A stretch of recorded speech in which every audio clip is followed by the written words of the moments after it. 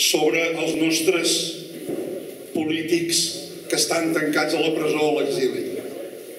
La qual cosa m'adonava un sentiment una miqueta agre, i més pensant que a les piulades a la fresca hi ha vingut la Marta Rovira, hi ha vingut en Jordi Turull, hi ha vingut la Carme Forcadell, hi ha vingut la Dolors Bassa i hi ha vingut també el que avui, 12 d'abril, fa 208 dies que està empresonat, en Jordi Sánchez.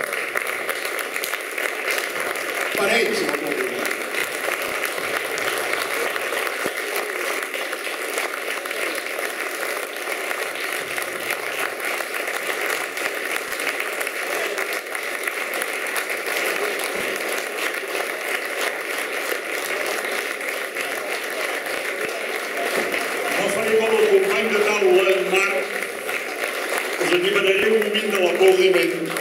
Perquè el tallem aquí, perquè avui no tan sols fer una ovació a la gent que el seu nom traspassa les fronteres, sinó que m'agradaria que hi hagués una gran ovació per aquest grup de veïns de Sant Julià que ens ha estat servint. Ens ha estat servint a tots nosaltres d'una manera espectacular, com gairebé mai havíem vist. Moltíssimes gràcies. Sou molt grans. Molt.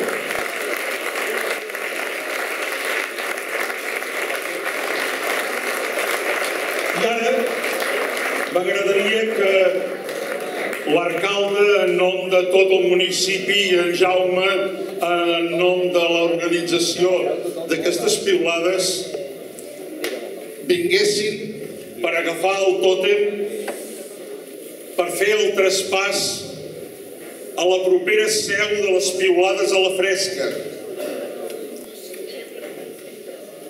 Aquesta, la nova seu de les piulades que tindrà lloc el 11 de juny, serà una miqueta més a la vora de Barcelona, que les comarques gironines, ostres, que ens ho portem tot, Si mireu el mapa veureu que les comarques gironines tenim gairebé el 50% de piulades. Se'n van cap a la zona de Barcelona, a Vilassar, i recull el testimoni en Joan Font.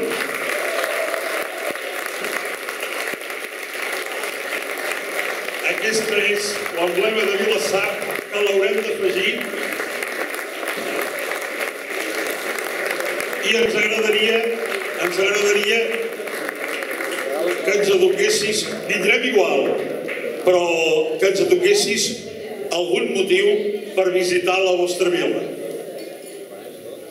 Bé, molt bona nit o matinada ja, s'ha allargat una miqueta. En primer lloc, agrair i felicitar l'organització d'aquí de Sant Julià. Ha estat una vetllada fantàstica, que es reconeix que avui és de mèrit, i el llistó realment està molt i molt alt. Tot i que després de 62 edicions és difícil repetir-ho, el repte és molt gran.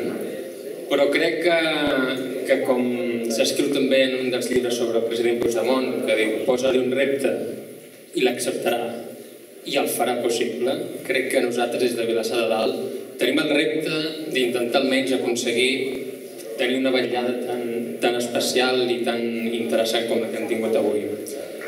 Vull també agrair, i molt especialment, als companys juristes, al magistrat Elpidio José Silva, perquè jo avui he recuperat una miqueta també la fe.